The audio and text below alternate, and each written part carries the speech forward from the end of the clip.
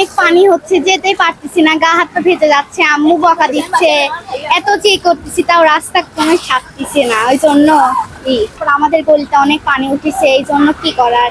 তারপর বাসায় সকলের বাড়ি বাড়ি পানি উঠেছে, এখন তো করার কিছু নেই এগুলা। কোনে ভাঙা আছে, গাড়ি মারি উল্টাও যাচ্ছে।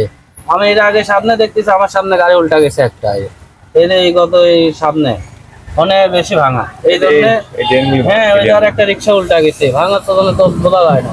অনেক ধরনের ভোগান্তি আমরা পোহাই, যেরকম বৃষ্টি হলে পানি জমে যায়, মানে অল্প বৃষ্টি হলে আকাশে মেঘ লাগলেই এখানে পানি জমে যায়। আর রোডের অবস্থাও তো খুবই খারাপ, আর বৃষ্টির জন্য পানি জমার জন্য এই রোড কোনোদিনও ভালো হচ্ছে না।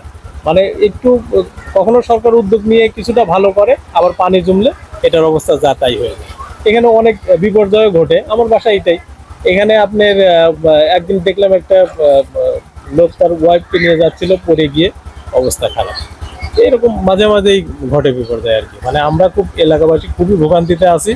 এটা ঊর্ধ্বতন কর্তৃপক্ষের কাছে আমার আকুল আবেদন, এটা যেন তারা সুনজরে আনে এবং আমাদের ভোগান্তিটা কিছুটা লাঘব হয়, এটা আমরা কামনা করি। অল্প একটু বৃষ্টি হলে পানি জমে যায়, গাড়ি ঘোড়া যানবাহন চলা খুব কষ্ট, এবং অনেক রিক্সা ভ্যান, অনেক সময় ছোট ছোট গাড়িগুলো উল্টা যায়। রাস্তার অবস্থা খুবই খারাপ। এইখানে আসে সাথে বলে যে সেই অমুক জায়গায় রাস্তাটা ভাঙা, এখানে যাওয়া যায় না, এই রাস্তা দিয়ে যাবো না। অনেক সময় কোনো জায়গায় যাইতে লাগলে পরে অনেক সময় একটা গাড়ির ভাড়া দেখা যাচ্ছে 10 টাকা, অনেক সময় 20-30 টাকাও দিতে হয়। এটা অল্প একটু রাস্তার মধ্যে কাস্টমার তো মনে করেন যে আসার মতো অবস্থা নেই। বৃষ্টি হলে তো পানি বেঁধে যায়, পানি বেঁধে গেলে তো আর কাস্টমার আসার কোনো অপশন নেই। এখন পানি না থাকলে হয়তো 2-1টা কাস্টমার আসতো, কিন্তু পানি থাকলে তো আর কাস্টমার আসার মতো কোনো ব্যবস্থা নেই।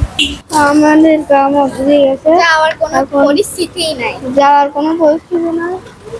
এখন আমরা এই বাড়িতে আসলাম, তো গ্রাম অবধি এখন যাই লাগো।